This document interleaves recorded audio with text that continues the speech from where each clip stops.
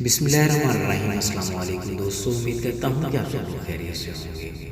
دوستو، ایک شخص حضرت علی رضی اللہ تعالیٰ عنہ کی خدمت میں پیش ہوا اور کہنے لگا، یا علی، انسان زندگی میں ذلیل کیوں ہوتا ہے؟ تو حضرت علی رضی اللہ تعالیٰ عنہ نے فرمایا، اے شخص، جس انسان کے اندر یقین آتے ہیں وہ ضرور بے عزت اور ذلیل ہو جاتا ہے۔ پہلی عادت جو فضول خرچ کرتا ہے۔ پھر حضرت علی رضی اللہ تعالیٰ عنہ فرمانے لگے، میں نے اللہ پاک کے پیارے رسول محمد صلی اللہ علیہ وسلم سے سنا ہے کہ فضول خرچ کرنا شیطان کی صفت ہے، اور دوسرا وہ شخص جو جھوٹ بولتا ہے۔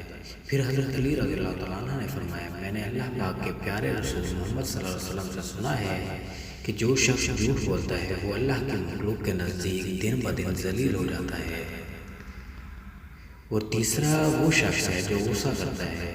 حضرت علی رضی اللہ تعالیٰ عنہ نے فرمایا، میں نے حضرت محمد صلی اللہ علیہ وسلم سے سنا ہے کہ جو انسان اللہ پاک کے مخلوق پہ غصہ کرتا ہے تو یوں وہ انسان تو لوگوں کے دلوں سے اتر جاتا ہے اور بےعزتی کے دلدل میں گر کر ذلیل و خوار ہو جاتا ہے۔ جس طرح چھوٹے چھوٹے سوراخ بند کمرے میں سورج کے طلوع ہونے کا پتہ دیتے ہیں، اسی طرح چھوٹی چھوٹی باتیں انسان کا کردار نمایاں کرتی ہیں۔